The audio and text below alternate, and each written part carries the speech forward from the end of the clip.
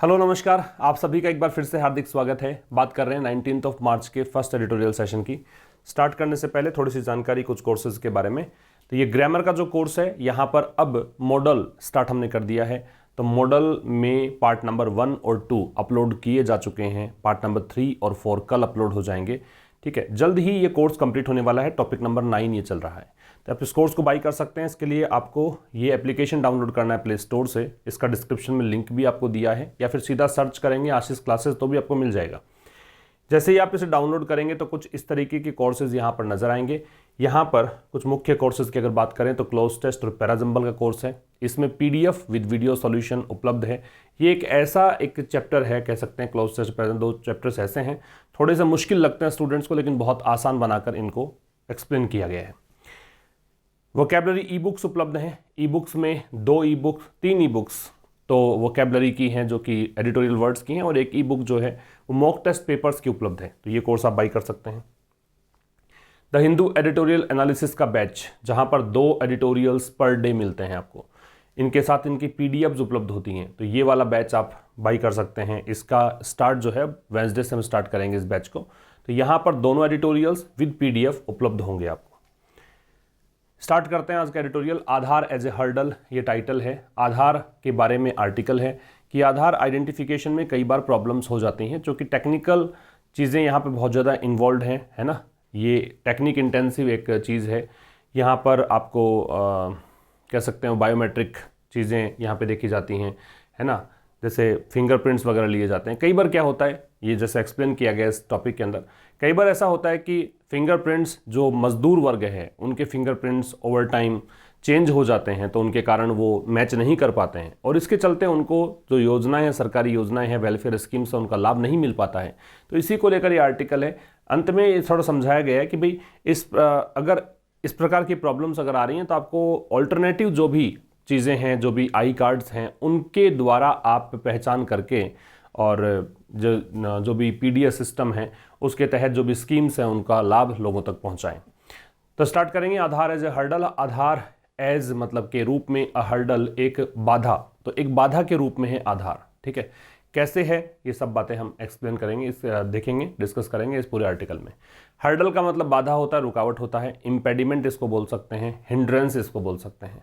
ठीक है, आधार नाउन है, एज है वो एक एडवर्ब होता है वैसे, और ए डिटर्मिनर है, हर्डल है वो एक नाउन है क्योंकि डिटर्मिनर के बाद में है। तो द सुप्रीम कोर्ट, तो सुप्रीम कोर्ट ने ऑन वेंसडे को डिड, सुप्रीम कोर्ट ये सब्जेक्ट ये verb, did the right thing मतलब बिल्कुल ठीक किया। सुप्रीम कोर्ट ने बिल्कुल ठीक किया। क्या? बाय टर्मिंग, संज्ञा देते हुए, टर्म करते हुए, बाई के साथ आईएनजी प्रेपोजिशन है। एज सीरियस, कहा गया कि ये बहुत गंभीर मामला है। क्या? द एलिगेशन, जो ये आरोप लगा है, अभियोग लगा है, किसके द्वारा? एक याचिकाकर्ता के द्वारा। दैट कंजंक्शन है कि 3 करोड़ राशन कार्ड्स, कि 3 करोड़ राशन कार्ड्स जो हैं वर कैंसिल्ड, इनको कैंसिल किया गया। किसके लिए? For not being linked with the Aadhaar database, क्योंकि ये लिंक्ड नहीं थे आधार डेटाबेस के साथ। लिंक के साथ विद और टू दोनों ही सही होते हैं। ठीक है, लिंक के साथ विद भी लगा सकते हो, टू भी लगा सकते हो। एंड दैट, और ये कहा गया कि दीज वर कनेक्टेड, और ये जो चीज़ें थी, ये जो चीज़ें हुई हैं, ये कनेक्टेड थी किससे? To reported starvation death. Starvation death का मतलब जो भुखमरी के कारण मरने वाले लोग हैं उनके लिए यूज किया गया starvation deaths in some states, कुछ राज्यों में। तो ये चीज़ें कनेक्टेड थी किससे? जो भी स्टारवेशन डेथ्स रिपोर्ट की गई हैं उनसे, कुछ राज्यों में। ठीक है, तो यहाँ पे सुप्रीम कोर्ट ने वेंसडे को बिल्कुल ठीक किया है कि इस आरोप को इन्होंने बहुत ही सीरियस माना है। जब एक पिटिशनर ने, एक याचिकाकर्ता ने आरोप लगाया कि 3 करोड़ राशन कार्ड जो हैं वो कैंसिल कर दिए गए, कारण था क्योंकि राशन कार्ड जो थे वो आधार डेटाबेस के साथ लिंक नहीं थे, और ये जो थी चीज़ें ये कनेक्टेड थी कि स्टारवेशन डेथ्स हुई इसी के कारण, चूँकि उनको लाभ नहीं मिल पाया, उनको खाने के लिए भोजन नहीं मिल पाया, वेलफेयर स्कीम्स का लाभ नहीं मिल पाया, तो कुछ राज्यों में यहाँ स्टारवेशन डेथ रिपोर्ट की गई इसी से संबंधित। ठीक है, अब समझना। सुप्रीम कोर्ट सब्जेक्ट था, डिड इसकी वर्ब है। फिर 3 करोड़ राशन कार्ड सब्जेक्ट है, वर कैंसिल्ड इसकी वर्ब है, और वर कैंसिल्ड वैसे पैसिव वॉइस है। दीज सब्जेक्ट है, वर कनेक्टेड इसकी वर्ब है। ठीक है, और वैसे आप देखें तो the supreme court, the determiner, ये आपका नाउन हो गया। सुप्रीम कोर्ट से पहले द लगता है, ये भी ध्यान रखेंगे। वेंसडे डे का नाम है, इससे पहले ऑन है। डे और डेट से पहले ऑन का प्रयोग करते हैं अगर आप उसी पर्टिकुलर डे या डेट की बात करते हैं तो। अगर आप उस दिन से लेकर आज तक की बात करते हैं तो फिर आपको ऑन नहीं लगाना है, फिर आपको सिंस का प्रयोग करना है। डिड वर्ब है, the right thing the determiner है, राइट एडजेक्टिव है, थिंग नाउन है, बाई प्रेपोजिशन है और ये इसका ऑब्जेक्ट टर्मिंग, एज एडवर्ब हो गया, सीरियस एडजेक्टिव है, दैट डिटर्मिनर है, एलिगेशन नाउन है, बाई प्रेपोजिशन है, ए डिटर्मिनर है, पिटिशनर नाउन है, दैट कंजंक्शन है, 3 न्यूमरल एडजेक्टिव है, करोड़ है, 3 करोड़, तो ये करोड़ वैसे तो नाउन हो जाएगा, ठीक है। रेशन कार्ड्स ये आपका कंपाउंड नाउन है। वर कैंसिल्ड, वर हेल्पिंग वर्ब है, कैंसिल्ड मैन वर्ब है, 4 प्रेपोजिशन है, नॉट एडवर्ब ऑफ निगेशन है, बीइंग लिंक्ड, बीइंग वर्ब है, लिंक्ड थर्ड फॉर्म दे रखी है तो बी का रूप plus third form passive voice बनाया गया है, विद प्रेपोजिशन है, इसका ऑब्जेक्ट है आधार डेटाबेस है और डिटर्मिनर ये दे रखा, तो ये अगर ऑब्जेक्ट है तो इसका नाउन है, एंड कंजंक्शन है, दैट यहाँ पे फिर से कंजंक्शन है, दीज डेमोन्स्ट्रेटिव प्रोनाउन है, वर आपका हेल्पिंग वर्ब है, कनेक्टेड मैन वर्ब है, 2 प्रेपोजिशन है, reported starvation deaths, starvation deaths compound noun है, रिपोर्टेड एडजेक्टिव है, इन प्रेपोजिशन है, ये इसका ऑब्जेक्ट है, स्टेट्स, सम डिटर्मिनर है, ठीक है। तो मैं एक स्लाइड में बता दूंगा वो कैसे कैसे पार्ट्स ऑफ स्पीच निकालने हैं। आगे देखिए, द यूनिक आइडेंटिफिकेशन स्कीम, तो इसी को UID बोलते हैं, यूनिक आइडेंटिफिकेशन को बोलते हैं UID। तो ये जो स्कीम है हैज़ बीन इन एग्जिस्टेंस, ये एग्जिस्टेंस में रही है, ये अस्तित्व में रही है, for more than a decade, 1 दशक से अधिक समय हो गया है, इतने समय से ये अस्तित्व में रही है unique identification scheme. And recent data, और हाल ही में जो डेटा है, हैज एस्टिमेटेड दैट, डेटा देखो आजकल सिंगुलर प्लूरल दोनों में काम आता है, वैसे अगर आप देखें तो डेटा का सिंगुलर होता है डेटम और प्लूरल होता है डेटा, ठीक है, लेकिन मॉडर्न इंग्लिश में डेटा सिंगुलर और प्लूरल दोनों में यूज किया जा सकता है। तो हाल ही में जो डेटा है उसने एस्टिमेट दिया है, उसने पूर्वानुमान लगाया है that nearly 90% of India projected population, nearly लगभग अप्रॉक्सीमेटली 90% की लगभग 90% जो है भारत की प्रोजेक्टेड पॉपुलेशन, प्रोजेक्टेड का मतलब है एक्सपेक्टेड या प्रेडिक्टेड, मतलब अनुमानित तौर पर, कि अनुमानित तौर पर भारत की 90% जनसंख्या जो है हैज़ बीन असाइंड, उस जनसंख्या को, अभी 90% के लिए हैज़ बीन है, जब परसेंट में आप बात करोगे तो वहां पे सिंगुलर वर्ब लगानी है आपको, ठीक है। तो इसको हैज़ बीन असाइंड, असाइन किया गया है, असाइन का मतलब गिव कर सकते हो या फिर एलोकेट कर सकते हो, इनको दिया गया है, क्या, आधार नंबर दिया गया है, ठीक है।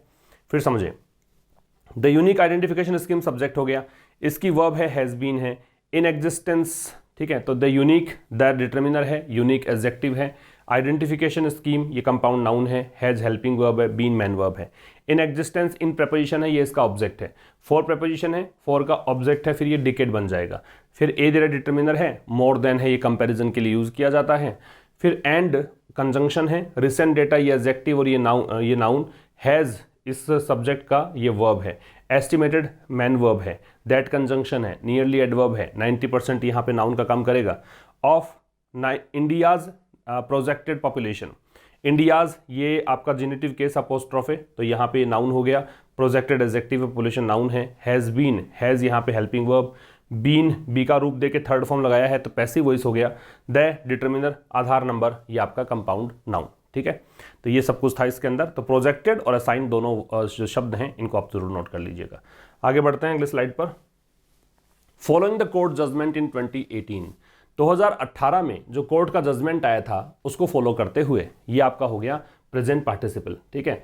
कोर्ट का जो जजमेंट आया था 2018 में उसको फॉलो करते हुए अपहोल्डिंग द आधार प्रोग्राम, और उस जजमेंट में क्या था, उस जजमेंट में ये था कि आधार प्रोग्राम को अपहोल्ड किया गया था। What does uphold mean? Uphold mean support. Uphold का मतलब क्या है? सपोर्ट करना, ठीक है।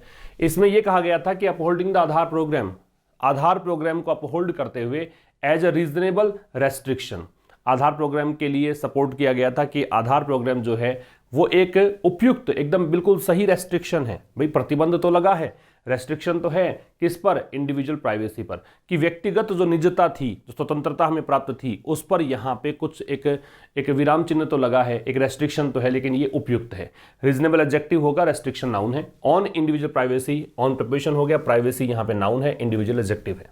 किसके लिए? To fulfil welfare requirements, fulfil पूरा करने के लिए, वेलफेयर कल्याण संबंधी, परोपकार संबंधी रिक्वायरमेंट जो भी आवश्यकताएं हैं, डिग्निटी मतलब मान मर्यादा, मूल्य, अ 4-1 मेजोरिटी बेंच, तो एक पीठ थी, एक जजेस की बेंच थी, उसमें 4-1 की मेजोरिटी से क्या हुआ, 4 जजेस तो थे इस पक्ष में, मतलब आधार कहे उसके पक्ष में थे, एक था विपक्ष में था, तो 4-1 की मेजोरिटी वाली बेंच ने क्या किया, इसने भी रिजेक्ट कर दिया रिव्यू पिटीशन को, कि भाई कहा गया एक याचिका लगाएगी, पुनरावलोकन किया जाए, फिर से समझें आधार के बारे में सही है गलत है, लेकिन उन्होंने इसको कैंसिल कर दिया इन जनवरी 2021।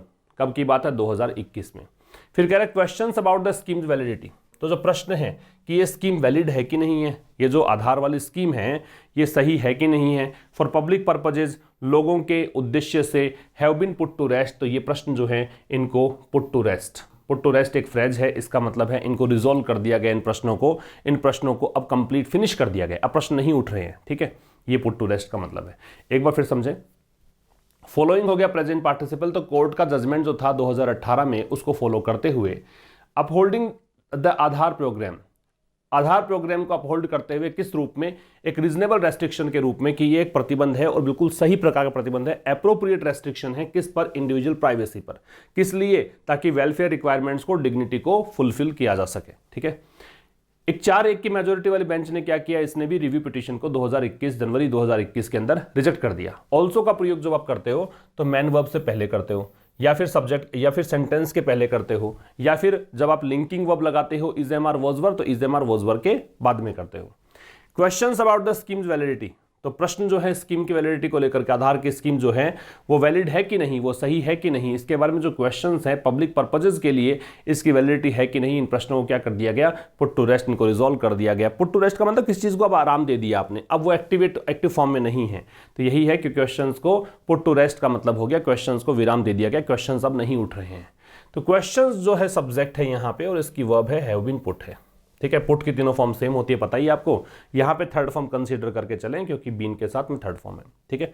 आगे देखिए, but that has not meant, लेकिन इसका मतलब ये नहीं है, that concerns about the failures in the use, की जो चिंताएं हैं अबाउट द फेलियर्स, किस बारे में, about the failures in the use of identity verification project, identity पहचान वेरिफिकेशन सत्यापन प्रोजेक्ट, ये जो प्रोजेक्ट चल रहा है, तो इसमें कुछ फेलियर्स आते हैं, है ना।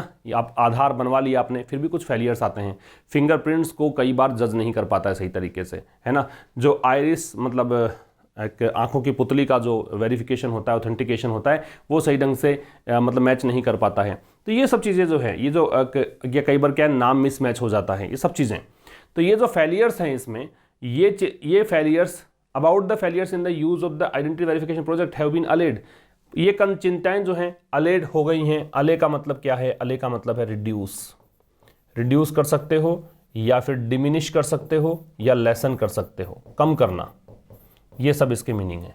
रिड्यूस, डिमिनिश, है ना, कम करने को बोलते हैं। लेकिन दैट हैज नॉट मेंट, लेकिन इसका मतलब ये नहीं है, ठीक है, मान लो प्रश्न अपने खत्म कर दिए इसकी वैलिडिटी को लेकर, इसका मतलब ये नहीं है कि जो चिंताएं थी कि इस प्रोजेक्ट में कुछ फेलियर्स आते हैं, कुछ मतलब चीज़ें जो है वो सही नहीं होती हैं, तो ये जो चिंताएं हैं वो कम हो गई हों, ऐसा नहीं है। चिंताएं बनी हुई हैं, चिंताएं अभी भी हैं कि ये प्रोजेक्ट जो है आधार वाला, इसके तहत कई बार ऑथेंटिकेशन में प्रॉब्लम आ जाती हैं, और उसके चलते जो भी मतलब बेनिफिशियरी है उसको वो चीज़ें नहीं मिल पाती है जो उसको मिलनी चाहिए समय पर।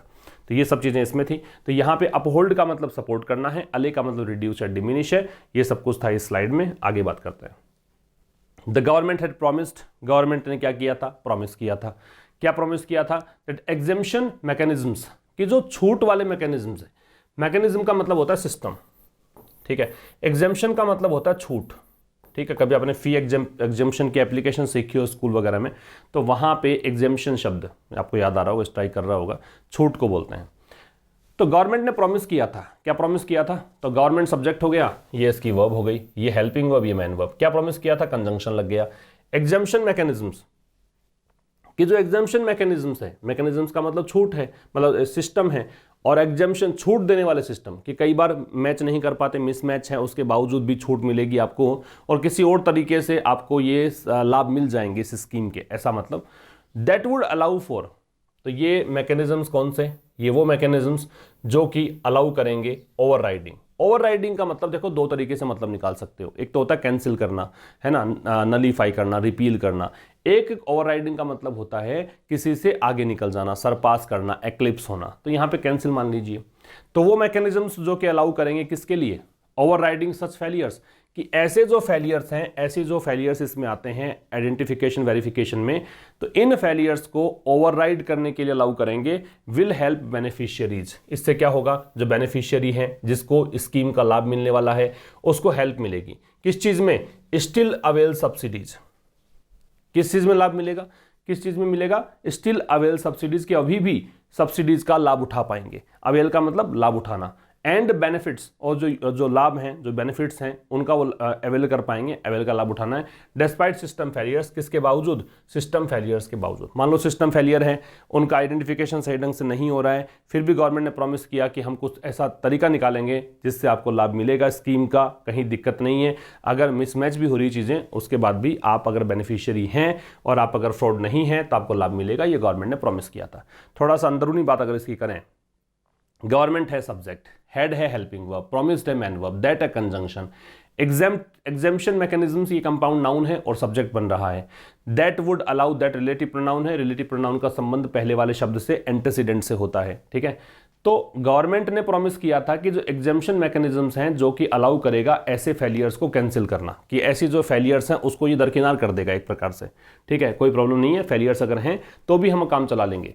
इससे क्या होगा, इससे बेनिफिशियरीज को हेल्प मिलेगी। किस चीज़ में हेल्प मिलेगी, तो देखो हेल्प के साथ सीधा V0 लगाते हैं हम, याद रखिए, हेल्प के साथ V0 और 2 + V0 both the things are right, but लेकिन ट्रेंड की अगर बात करें, what we have seen so far, है ना, हम लोग जो पढ़ते हैं उसमें हमने क्या देखा है कि हेल्प के साथ में V0 ज़्यादा हमें मिलता है देखने में, तो इसलिए हेल्प के साथ में V0 याद रखें। अवेल का लाभ उठाना है। इससे क्या होगा कि अभी भी फेलियर्स के बावजूद भी सब्सिडीज़ का लाभ उठा पाएंगे बेनिफिशियरीज, बेनिफिट्स उनको मिल पाएंगे, किसके बावजूद, सिस्टम फेलियर्स के बावजूद। डेस्पाइट के बारे में याद रखें, डेस्पाइट खुद प्रेपोजिशन है, इसलिए इसका ऑब्जेक्ट ये है सिस्टम फेलियर्स, और डेस्पाइट के बाद ऑफ नहीं लगाते हैं क्योंकि ये खुद ही प्रेपोजिशन है। अगर इसके स्थान पर आप यूज़ करना चाहें तो इन स्पाइट ऑफ यूज़ करें, याद रखें इस चीज़ को। That has been the response, यही रेस्पॉन्स रहा है, दैट सब्जेक्ट हो गया, हैज बीन यहां पे इसकी वर्ब हो गई, रेस्पॉन्स रहा है, दैट डिटरमिनर रेस्पॉन्स नाउन है। तो ऐसा यही रेस्पॉन्स रहा है गवर्नमेंट का to the recent petition as well, response के साथ टू लगता है। रेस्पॉन्स किसके प्रति, जो हाल ही में याचिका लगाई गई है। शुरुआत की स्लाइड में हमने बात की थी ना, एक याचिका लगी है कि 3 करोड़ राशन कार्ड को कैंसिल कर दिया गया है ना, तो क्योंकि वो डेटाबेस से लिंक नहीं थे, आधार डेटाबेस से लिंक नहीं थे, तो उसकी जो रिसेंट याचिका है उसके प्रति गवर्नमेंट का रेस्पॉन्स ऐसा ही रहा है। जो रेस्पॉन्स यहाँ पे दिया वही रेस्पॉन्स यहाँ दिया है, बट लेकिन रिपोर्ट्स फ्रॉम स्टेट्स, लेकिन राज्य, कौन से राज्य, सच एज, इसका प्रयोग हम करते हैं एग्जाम्पल देने, जैसे कि झारखंड जैसे राज्य हैं।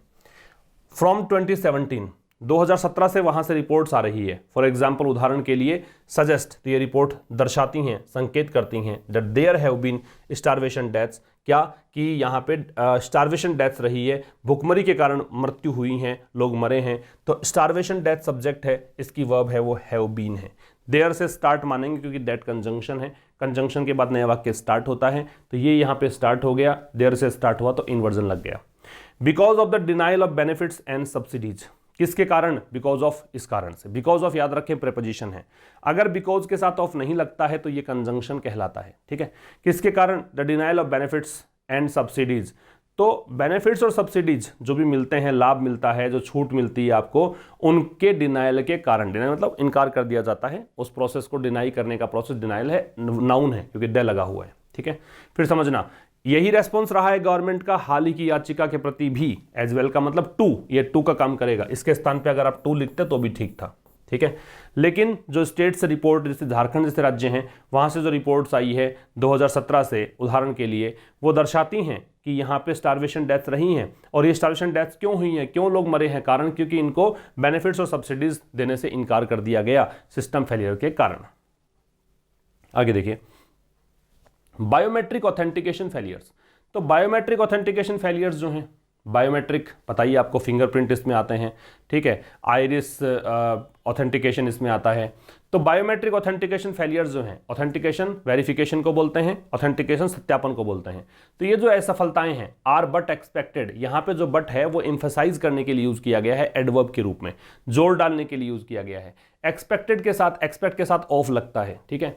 तो बायोमेट्रिक ऑथेंटिकेशन फेलियर्स जो हैं वो तो एक्सपेक्टेड हैं ही, ये तो मतलब आशा कर ही सकते हैं, ऐसा अनुमान लगा ही सकते हैं कि ये तो प्रॉब्लम्स आएंगी। किससे, a large scale and technology intensive project, एक ऐसे प्रोजेक्ट से जो बहुत बड़े स्तर का है और टेक्नोलॉजी इंटेंसिव है, क्योंकि टेक्नोलॉजी का बहुत ज़्यादा इसमें यूज़ होता है, ठीक है, इसलिए ऐसा इसमें अनुमान लगाया जा सकता है, ऐसी आशा की जा सकती है। सच एज, जैसे कि यूआईडी, कैसा प्रोजेक्ट की बात कर रहा है, जैसे कि यूआईडी जैसा प्रोजेक्ट है, यूनिक आइडेंटिफिकेशन को यूआईडी बोलते हैं, आधार की बात ही कर रहा है, ठीक है।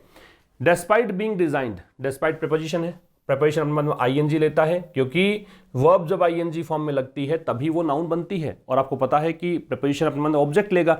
एन ऑब्जेक्ट जो है वो दो ही ऑप्शंस हो सकते हैं, या तो नाउन या फिर प्रोनाउन, तो ये यहाँ पे बन गया नाउन, ठीक है, ऐसे। तो डेस्पाइट बीइंग डिजाइंड, तो ये बीइंग के साथ थर्ड फॉर्म पैसिव बनाया गया है।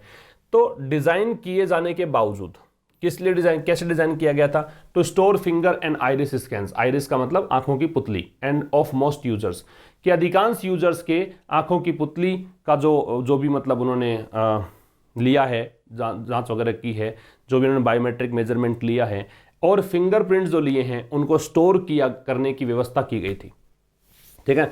इस चीज के बावजूद कि इसको डिजाइन किया गया था फिंगर और आइरिस स्कैन्स को स्टोर करने के लिए ऑफ मोस्ट यूजर्स, अधिकांश यूजर्स जो हैं उनका, जिन्होंने भी आधार कार्ड बनवाया है उनका। मोस्ट का मतलब अधिकांश है, और जब मोस्ट का मतलब ऑलमोस्ट होता है, अधिकांश होता है, तो इससे पहले डिटर्मिनर नहीं लगता है। डाउट्स अबाउट द सक्सेस, फिर भी अब देखो चूंकि डेस्पाइट लग गया, इसके बावजूद भी क्या हुआ, doubts about the success rates, जो सफलता की दर के बारे में शक संदेह है, ऑफ ऑथेंटिकेशन, एक तो सत्यापन सही से हुआ कि नहीं हुआ, and the generation of false negatives, generation का मतलब जनरेट करने का प्रोसेस, और साथ में क्रिएट होती है चीजें, कौन सी चीजें सामने आती हैं, फॉल्स नेगेटिव्स। फॉल्स नेगेटिव्स का मतलब क्या होता है, फॉल्स नेगेटिव का मतलब कि कोई चीज के बारे में बताते हैं कि ये एब्सेंट है, जैसे मान लो फिंगरप्रिंट और कह दिया कि फिंगरप्रिंट जो है इस आदमी के नहीं है, जबकि वास्तव में उसी आदमी के हैं, उसको बोलते हैं false negatives. Have always persisted, ये जो चीजें हैं ये हमेशा ही परसिस्ट रही हैं, परसिस्ट का मतलब होता है कंटिन्यू, ये चीजें कंटिन्यू रही हैं। More so for labourers and tribal people, ऐसा मतलब अधिक है किसके लिए, लेबरर्स और ट्राइबल पीपल के लिए। लेबरर्स का मतलब श्रमिक, ट्राइबल पीपल का मतलब हो गया कौन, ट्राइबल पीपल से मतलब हो गया जो आदिवासी लोग हैं उनके लिए। इस मतलब ऐसा ज्यादा किसके बारे में है, ऐसा ज्यादा है लेबरर्स और ट्राइबल पीपल के लिए। एक बार फिर समझना, despite being design to store finger and iris scans of most users, इसको डिजाइन किया गया फिंगर और आइरिस स्कैन्स को स्टोर करने के लिए अधिकांश यूजर्स के, इसके बावजूद भी संदेह रहा किस बारे में, सक्सेस रेट्स के बारे में, कि जो ऑथेंटिकेशन है, जो सत्यापन आपने किया, वेरिफिकेशन किया है, साथ में फॉल्स नेगेटिव्स का जनरेशन भी यहाँ पे देखने को मिला। ये दोनों चीज़ें जो हैं, डाउट्स जो हैं इन दोनों के बारे में, एक तो फॉल्स नेगेटिव्स के जनरेशन के बारे में कि फॉल्स नेगेटिव्स सामने आए, जो चीज़ें प्रेजेंट है उसी को भी एब्सेंट बताया गया, और डाउट्स जो थे सक्सेस मतलब यहाँ पे ऑथेंटिकेशन को लेकर जो डाउट्स रहे ये हमेशा ही परसिस्ट रहे, परसिस्ट मतलब कंटिन्यू रहे। मोर सो फॉर, और ऐसा ज़्यादा किसके बारे में है, लेबरर्स और ट्राइबल पीपल के बारे में, श्रमिकों और जो आदिवासी लोग हैं उनके बारे में ऐसा होता है, क्योंकि श्रमिक लोग जो हैं, मैनुअल लेबर जो हैं, उनके फिंगरप्रिंट्स ओवर टाइम चेंज होते रहते हैं।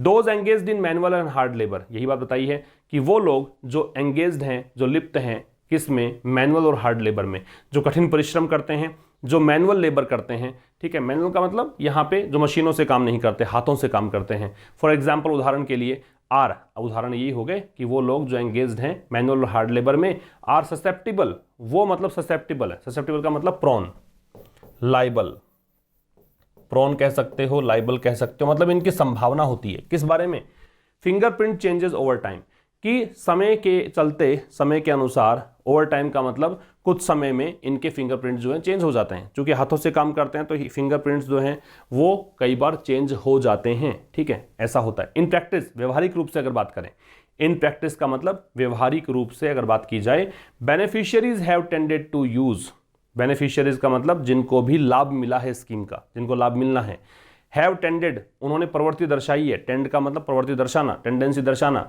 To use Aadhaar cards use करने की, एज आइडेंटिटी मार्कर्स, किस रूप में, आइडेंटिटी मार्कर्स के रूप में, आइडेंटिटी मार्क करने वाले के रूप में, पहचान को मार्क करने के रूप में। बट देयर हैव बीन, लेकिन ऐसे इंस्टेंसेस रहे हैं, उदाहरण रहे हैं, इंस्टेंसेस को देखकर हैव बीन है, और पीपल, लोगों के, लूजिंग कार्ड, जिन्होंने कार्ड खो दिए हैं, एंड बीइंग डिनाइड बेनिफिट्स, और उनको मना किया जा रहा है, चूंकि उनके कार्ड उनके पास नहीं, इसलिए उनको बेनिफिट से इनकार किया जा रहा है कि बेनिफिट तुम्हें नहीं मिलेगा। तो देखो वो लोग जो एंगेज्ड हैं मैनुअल और हार्ड लेबर में, उदाहरण के लिए आर ससेप्टिबल, दोज को देखकर आर है, ससेप्टिबल एडजेक्टिव है, BLE से एंड हो रहा है, ये लोग ऐसी संभावना होती है इनकी कि ससेप्टिबल टू फिंगरप्रिंट चेंज, संभावना ये होती है कि इनके फिंगरप्रिंट जो है ओवर टाइम चेंज हो जाते हैं। इन प्रैक्टिस व्यवहारिक रूप से अगर बात करें तो beneficiaries have tended, beneficiary subject है, ये इसकी verb helping verb main verb है। तो बेनिफिशियरीज जो हैं उन्होंने प्रवृत्ति दर्शाई है कैसी कि वो आधार कार्ड का यूज करते हैं आइडेंटिटी मार्कर्स के रूप में, लेकिन कुछ ऐसे इंस्टेंसेस रहे हैं, इंस्टेंसेस सब्जेक्ट है, इसकी वर्ब हैव बीन है क्योंकि देयर से स्टार्ट है, बट कंजंक्शन है, नया क्लोज स्टार्ट हो गया। किसके मतलब ऐसे उदाहरण रहे हैं कि लोगों ने अपने आई कार्ड खो दिए, ये जो कार्ड्स खो दिए, आधार कार्ड खो दिए और उनको बेनिफिट से इनकार किया जा रहा है। फिर देखिए given the scale of the problem, तो इस प्रॉब्लम की स्तर को देखते हुए, स्केल को देखते हुए, स्केल का मतलब हो गया स्तर, तो इस प्रॉब्लम की जो स्केल है उसको देखते हुए the central and state governments, जो केंद्र सरकार है और राज्य सरकारें हैं, वुड डू वेल। अब यहाँ पे वुड डू वेल जो है वो एक सलाह देने के लिए, सजेशन देने के लिए यूज किया जाता है। लेखक कह रहा है कि अच्छा होगा कि केंद्र सरकार और राज्य सरकारें to allow alternative identification, alternative का मतलब होता है वैकल्पिक, एक वर्ड होता है ऑल्टरनेट, इस ऑल्टरनेट का मतलब होता है एक छोड़कर दूसरा, और ऑल्टरनेटिव का मतलब होता है वैकल्पिक। तो इस प्रॉब्लम की स्केल को देखते हुए केंद्र सरकार और राज्य सरकार के लिए अच्छा ये होगा कि ये ऑल्टरनेटिव आइडेंटिफिकेशन को अलाउ कर दें, वैकल्पिक कोई आइडेंटिफिकेशन को अलाउ कर दें, सो दैट ताकि genuine beneficiaries are not denied, ताकि जो वास्तव में लाभार्थी हैं जिनको लाभ मिलना चाहिए था उनको इनकार ना किया जाए ड्यू सब्सिडीज, किससे, वो सब्सिडीज जो ड्यू हैं, जो बकाया हैं, जो उनको मिलनी चाहिए थी, जो छूट मिलनी चाहिए थी, उनके लिए इनकार ना किया जाए।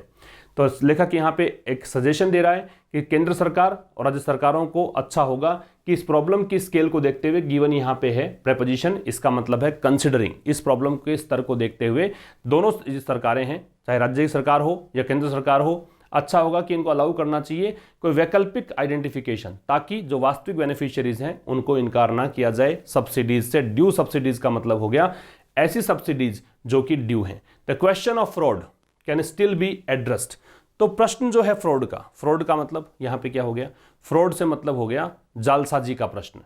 कैन स्टिल बी एड्रेस्ड, इस प्रश्न को अभी भी एड्रेस किया जा सकता है। एड्रेस का मतलब क्या है, एड्रेस का मतलब इसको सॉर्ट आउट कर सकते हैं, इसको रिजोल्व कर सकते हैं।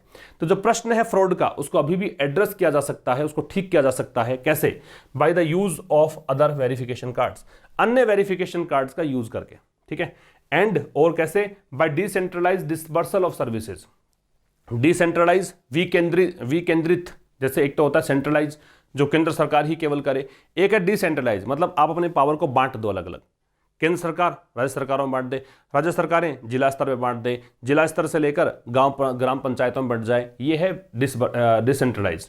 डिसबर्सल का मतलब होता है पेमेंट करना, जो एक धनराशि आपने इकट्ठी की किसी विशेष पर्पज के लिए, उसको आपने पे आउट कर दिया, उसको बोलते हैं डिसबर्सल। सर्विसेज सेवाएं एट द पंचायत लेवल पर। तो कह रहा फ्रॉड का जो क्वेश्चन है कि आप पूछो कि भी फ्रॉड हो जाए तो क्या करें, तो फ्रॉड का जो प्रश्न है इसको भी एड्रेस किया जा सकता है, किसके द्वारा, अन्य वेरिफिकेशन कार्ड्स के द्वारा। और कैसे, अगर आप सर्विसेज का डिसबर्सल या वितरण, यहां पे वितरण डिस्ट्रीब्यूशन कह सकते हो, सर्विसेज का वितरण डिसेंट्रलाइज स्तर पे कर दें, पंचायत लेवल पे कर दें, तो इन समस्याओं से निजात पाई जा सकती है। तो ये आपका एडिटोरियल था, रिवीजन की बात करें तो प्रोजेक्टेड शब्द है, प्रोजेक्टेड को जोड़ दीजिए एक्सपेक्टेड से। एक्सपेक्टेड होता है या फिर प्रेडिक्टेड होता है, अनुमानित को बोलते हैं, पहले को जोड़ देंगे सी से। असाइन का मतलब देना है, गिव है, एलोकेट है तो डी जुड़ जाएगा। ससेप्टिबल का मतलब लाइबल है, प्रोन है, संभावित है, ई से जोड़ देंगे। ओवरराइड से मतलब कैंसिल है, रिपील है, नलीफाई है, रद्द करना। और अले का मतलब कम करना है, रिड्यूस, डिमिनिश, ये सब होगा तो ये पी। तो ये आपके आंसर्स होंगे, इसका स्क्रीनशॉट ले लीजिए। तो ये था दोस्तों इस वीक का अंतिम एडिटोरियल। अब हमारी मुलाकात होगी मंडे को ठीक शाम 5 बजे, तब तक के लिए नमस्कार, थैंक यू वेरी मच।